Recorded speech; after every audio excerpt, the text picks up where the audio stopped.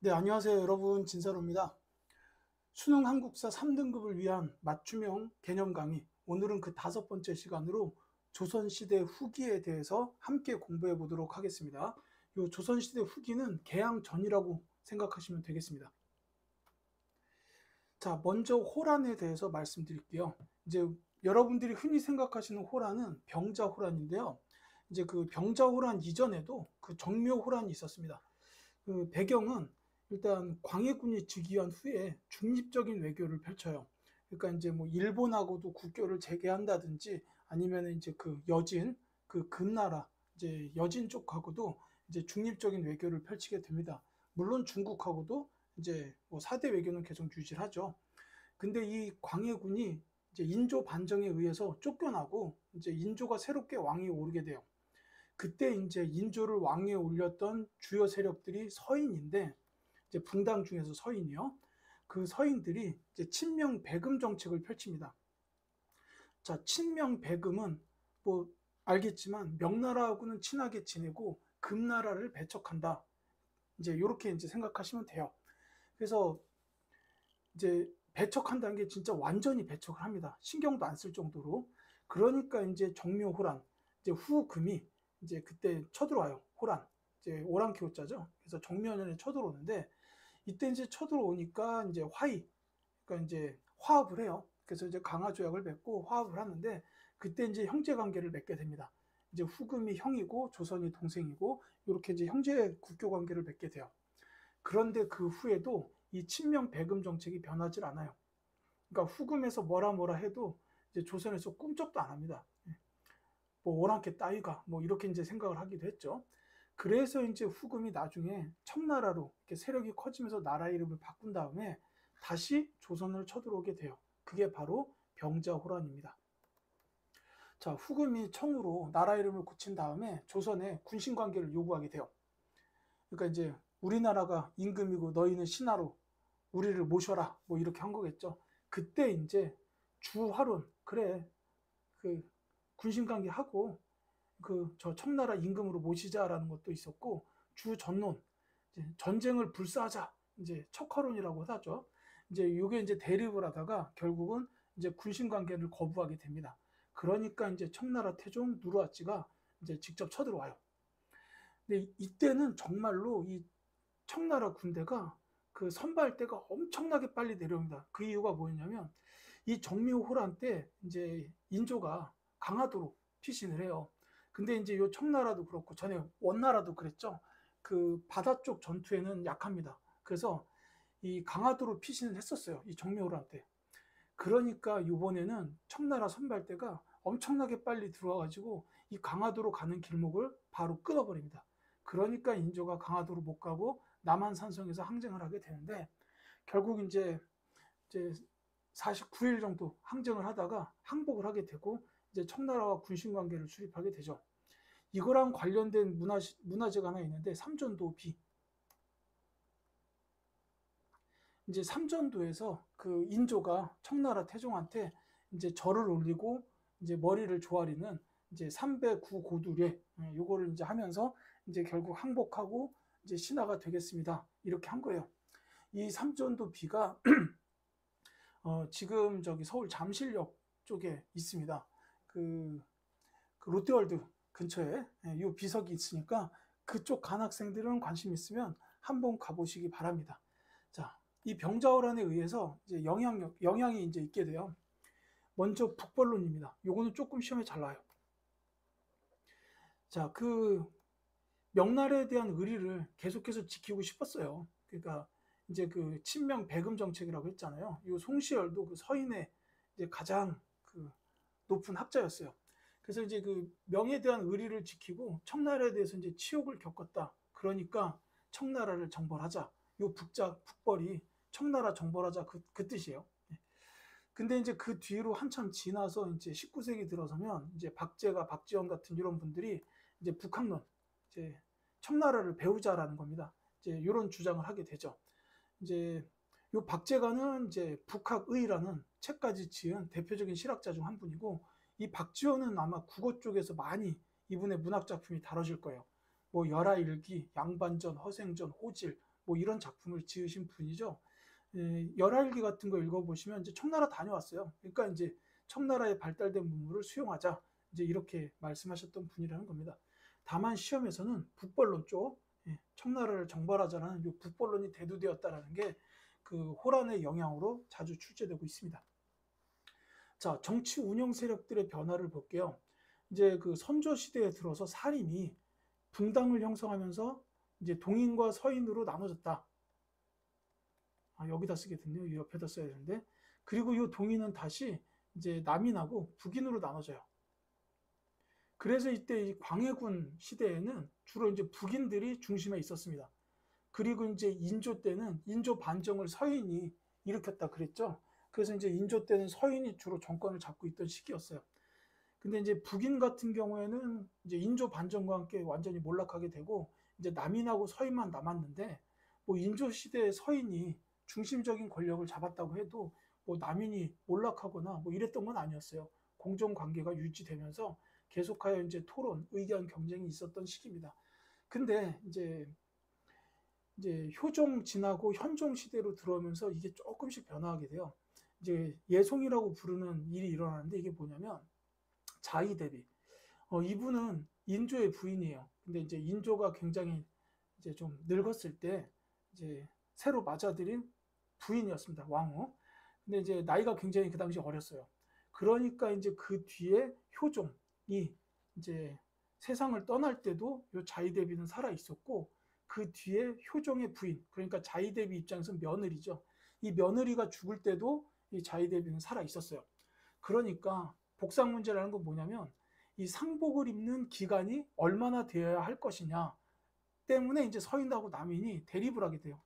그러니까 뭐 상복을 3년 입어야 된다, 1년 입어야 된다, 아니면 이제 며느리 죽었을 때는 1년 입어야 된다, 9개월 입어야 된다, 뭐 이런 식으로 그 상복을 입는 기간을 놓고 이 서인과 남인이 이제 논쟁을 벌이게 되는데, 이걸 거의 뭐 자기들의 그 정치적 운명까지 걸고서 막 논쟁을 할 정도가 돼요.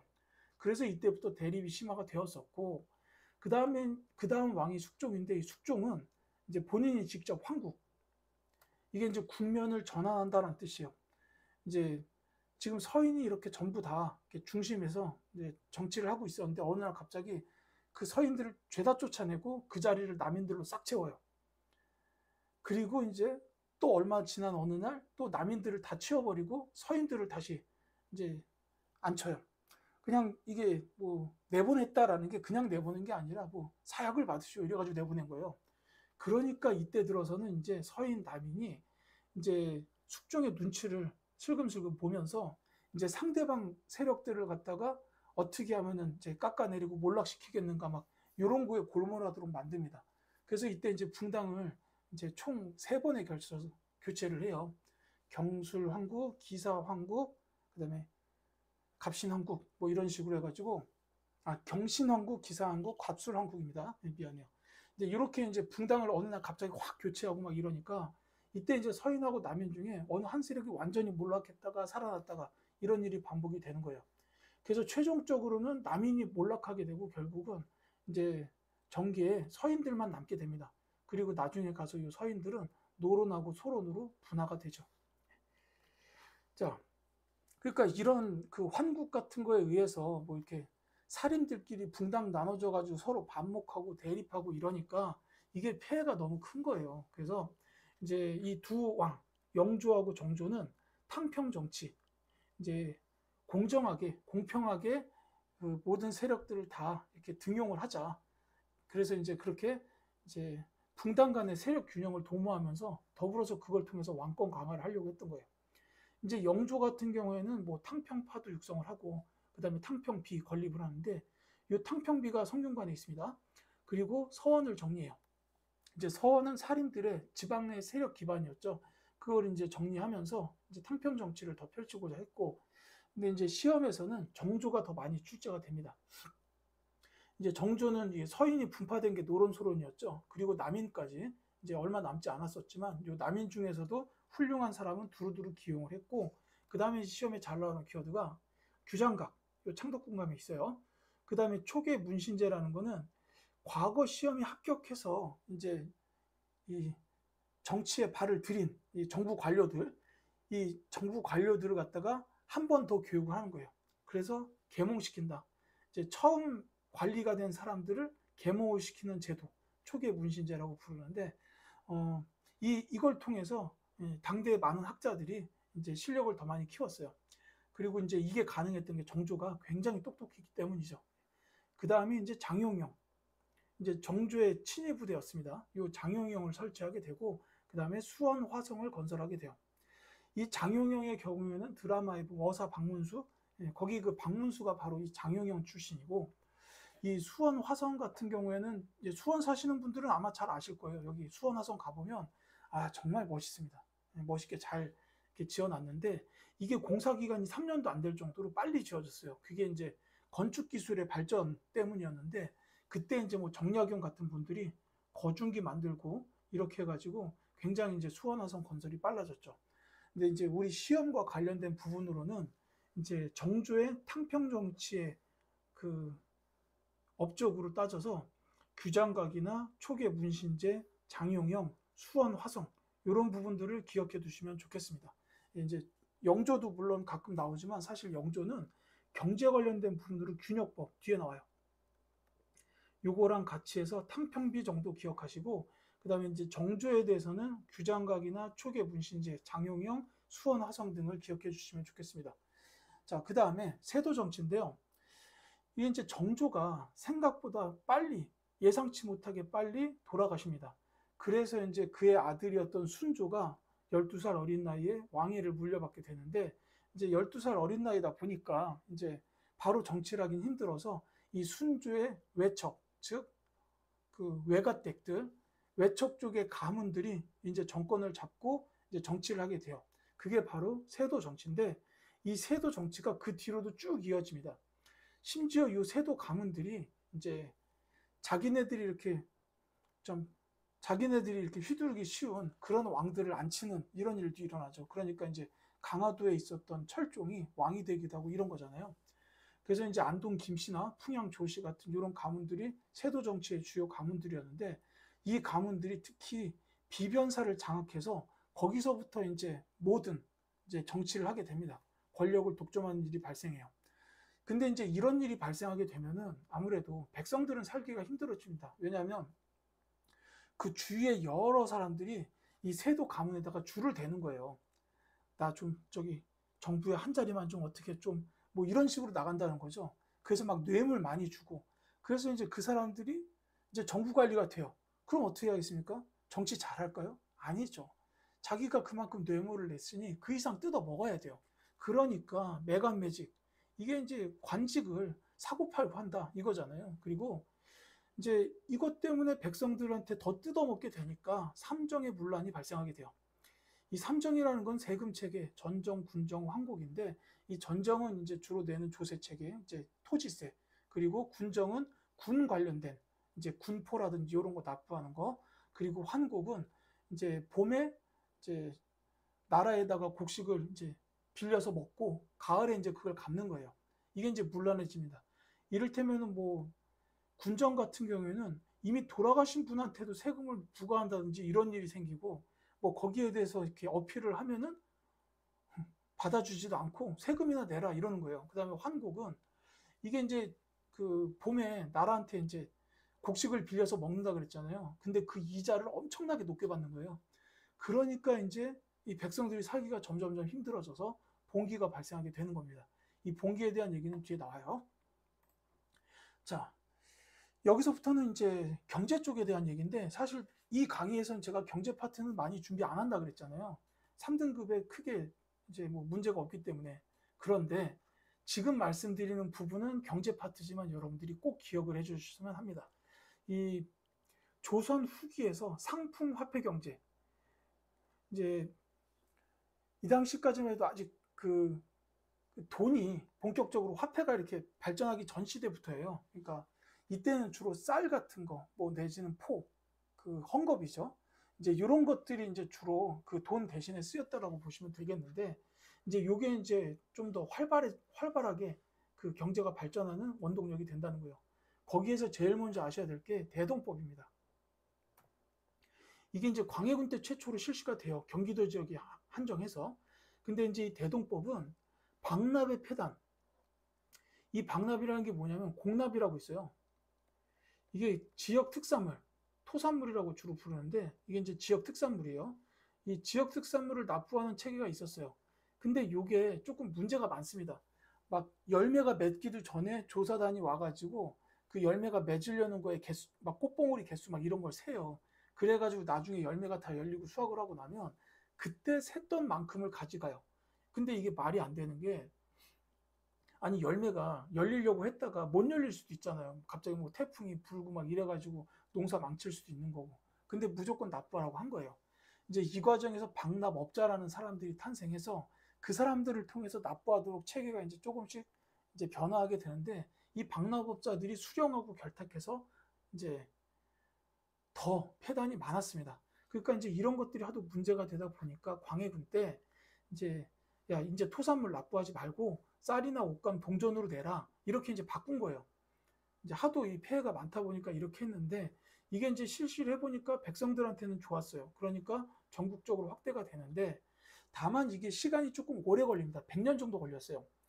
그 이유가 뭐냐면 당시에 지주계층, 양반들이 지주였겠죠. 이 사람들이 반대가 심했어요. 그래서 이제 전국적으로 확대되는 데는 시간이 꽤 오래 걸리긴 합니다. 근데 어쨌든 그래도 좀 기존보다는 선진적인 제도였으니까 꾸준하게 이제 시행이 됐던 거죠. 그리고 이제 여러분들이 기억하셔야 되는 게, 이 과정에서 공인이라는 계층이 등장해요. 자, 토산물을 납부하지 않는다면 이 토산물은 어떻게 해야 돼요? 뭐 저기 임금님이 드시는 식사에 지역 특산 음식들 올라와야 되잖아요. 그러니까 이제 그런 것들을 유통하기 위한 새로운 상인이 필요했던 거예요. 그게 이제 공인이죠. 뭐 이렇게 그 한양 쪽에 돈 많은 양반들 뭐 맛있는 거 먹고 싶고 제주도에 귤 먹는다든지 이래야 되잖아요.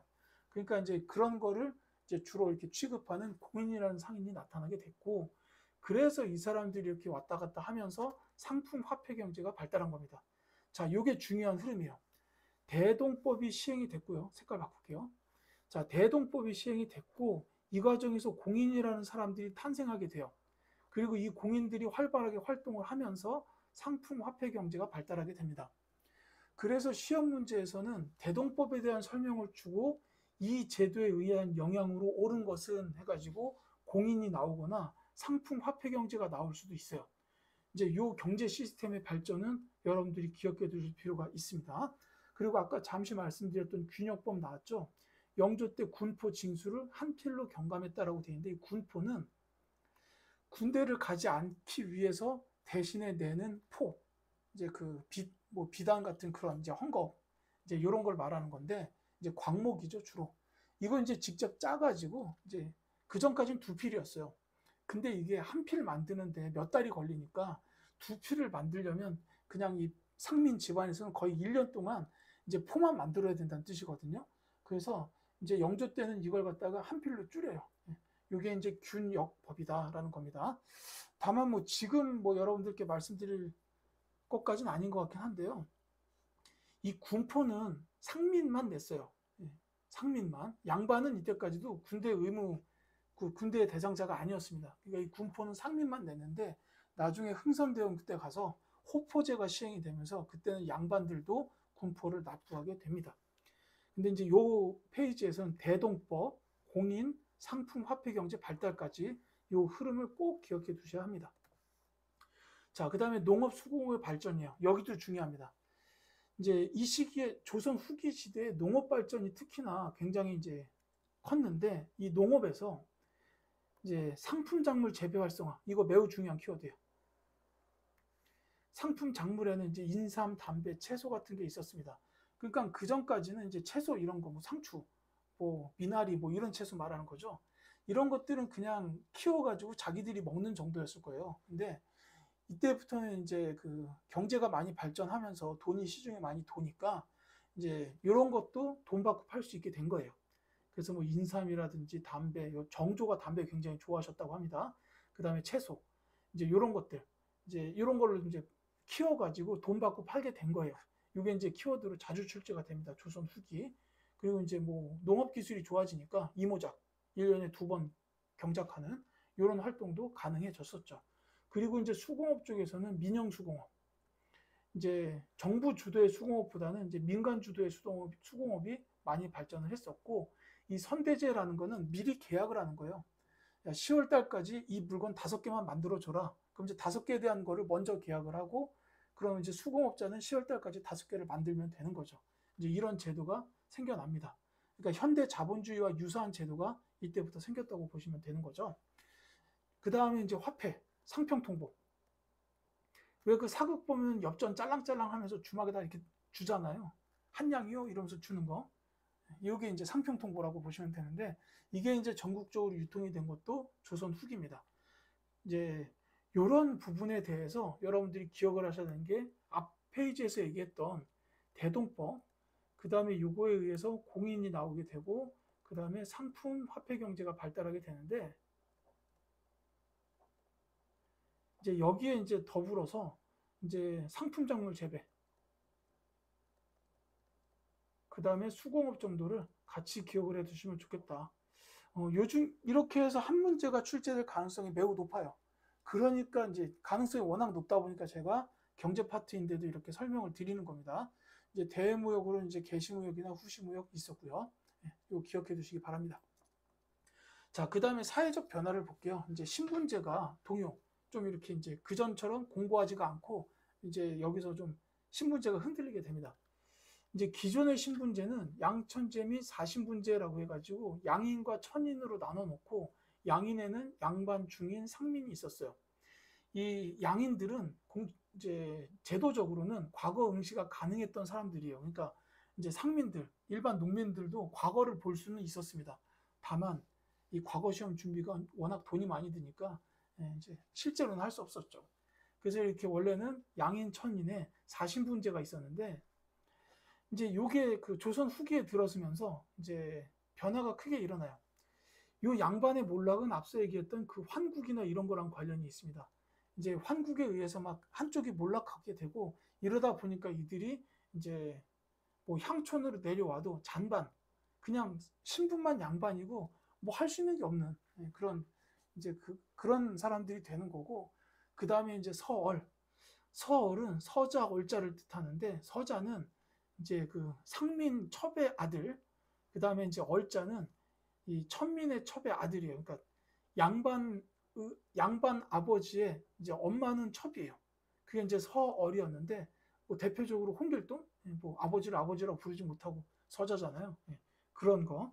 근데 그 서얼들이 차별 철폐를 요구하게 되고, 실제로 이게 어느 정도는 이제 차별이 좀 줄어듭니다. 이를테면은 저기 정조 같은 경우에는 규장각에 이제 검서관이라는 직책으로 이 서얼들을 많이 등용을 했어요. 뭐 이런 일도 있었고, 근데 반면에 상민 계층 중에 일부는 광작, 넓은 땅을 경작하게 된 겁니다. 그러면서 분홍으로 성장하게 돼요. 이 배경은 농업 기술이 발달했기 때문이에요. 그러니까 이제 필요 노동력이 감소하게 되고, 같은 사람 숫자로 더 넓은 농토를 이제 경작할 수 있게 된 겁니다. 그러면서 이제 분홍으로 돈 많은 사람으로 이렇게 이제 올라서게 되는데, 그 많은 돈으로 신분 상승을 하게 되는 거예요. 뭐 이제 납속죄 공명첩이 있었고, 아까 세도 정치 말씀드릴 때 매간 매직이 있었다 그랬잖아요. 그게 이제 이거랑도 관련이 되는 거죠. 그러면서 이제 양반들의 족보를 매입한다거나 위조한다거나 뭐 이런 일들도 일어나게 되고, 그래서 여기 상민들이 이제 분홍으로 성장을 하면서 신분도 상승하고, 그 다음에 이제 요 바로 뒷장에 나오는데, 향촌에서 이제 권력 다툼이 일어나기도 해요. 근데 이제 여기에 포함되지 못한 대다수의 상민들은 소장농. 뭐 일부일 거 아니에요. 분홍은 이제 이제 대다수 상민들은 소장농 내지는 임노동자.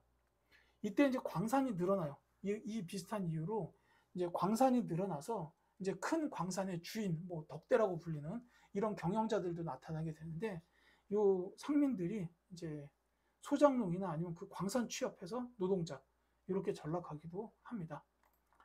자, 향촌의 질서가 변화하게 된다고 했는데, 이게 조금 전에 말씀드렸던 그 분홍들이 양반 신분을 샀다 그랬잖아요. 그러면서 이제 신향, 새로운 이제 향촌 세력이 되고, 기존에 있던 향촌 세력들하고 이렇게 뭐 전쟁을 벌였다까지는 아니지만 어쨌거나 이제 이렇게 대립을 하게 되죠. 근데 이제 워낙 뭐 이렇게 최근에 급부상한 그 새로운 양반들이 힘이 세다 보니까 결국 이제 그 전 사족들의 지배권은 약화되는 일이 벌어진다. 이게 이제 경제 발전이나 정치, 뭐 환국이나 세도 정치랑 연관이 된다고 이해하시면 되겠습니다. 그 다음에 이제 농민 봉기예요. 자, 농민 봉기가 일어나게 된 거는 이제 아까 말씀드렸던 거 생각해 보시면 충분히 추론이 가능하죠. 세도 정치의 폐단 어마어마했어요. 매관 매직 때문에 이제 백성들을 더 많이 뜯어먹게 됐다라고 했잖아요. 이제 그거 그래서 일이 벌어진 게 삼정의 문란인 거죠. 전정, 군정, 황곡. 이것들이 전부 다 백성들 입장에서는 나날이 힘들어져 갔어요. 그러니까 들고 일어난 겁니다. 대표적으로 두 가지의 봉기를 기억해 두시면 좋겠는데, 일단 홍경래의 난. 자, 이 홍경래의 난은 이제 세도 정권의 수탈도 물론 있지만 평안도 지역 차별에 대한 부분도 있었어요. 이제 평안도 지역을 갖다가 시험에서는 서북 지역이라고 내기도 합니다.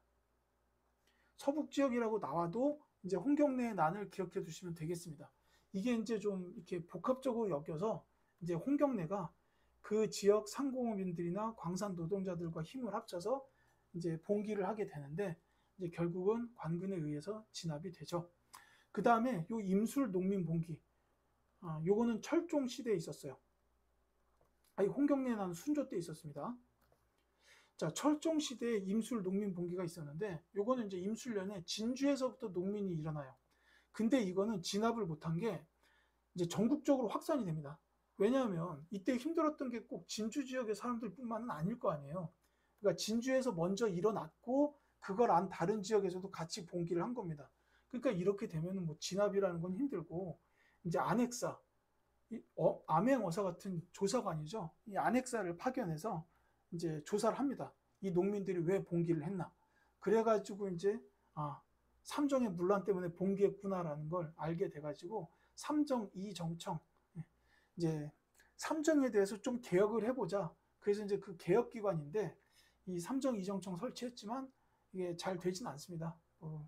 이때도 철종 때도 세도 조치가 계속 이제 있었어요. 그러니까 뭐 삼정을 개혁하고 싶어도 이제 개혁하기는 사실 어려웠을 거라고 보입니다. 자, 이렇게 해서 이제 오늘 수업에 대한 내용을 모두 말씀드렸는데 핵심 부분만 정리할게요. 먼저 병자호란입니다. 이제 병자호란 때는 인조가 남한산성에서 항쟁했다라는 거, 그리고 이제 결국은 항복을 했죠. 그 뒤에 북벌론이 대두되었다. 그러니까 이 북벌론은 병자호란의 영향으로 나타난 것이다라고 보시면 되겠습니다. 이제 이 청나라를 정벌하자라는 거였죠. 뭐 실제로 정벌하진 않았습니다만. 자, 그 다음에 탕평정치.